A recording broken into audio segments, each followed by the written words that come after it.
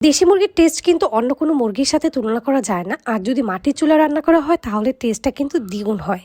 চলুন আজকে মাটির চুলায় রান্না করে নিই দেশি মুরগি। একটি পাতিলে তেল দেওয়া হলো, তারপর দিয়ে দিল পেঁয়াজ কুচি। এরপর পেঁয়াজটাকে ভেজে এখানে গোটা এলাচ, দারচিনি, আদা রসুন বাটা, লবণ, হলুদ, মরিচের গুঁড়ো, তারপর দিয়ে দেওয়া হবে গরম মশলা গুঁড়ো, জিরে, আর দেবে ধনিয়া গুঁড়ো। এই সব কিছু ভালো মতো একটু মশলাটা কষিয়ে নেবে। দিয়ে তারপর দিয়ে দেওয়া হলো দেশি মুরগিটা ভালো মতো ধুয়ে রেখেছিল সেটা। অনেকে কিন্তু চামড়া সহ রান্না করে, সেটাও ভালো লাগে, তবে আজকে কিন্তু এমনি রান্না করা হচ্ছে। ভালো মতো একটু কষিয়ে তারপর কিন্তু ঢেকে রান্না করা হবে কিছুক্ষণ। এরপর কাঁচামরিচ দিয়ে দিল আর দিয়ে দেবে সামান্য পরিমাণ পানি, যাতে করে মাংসটা খুব ভালো মতো সেদ্ধ হয়।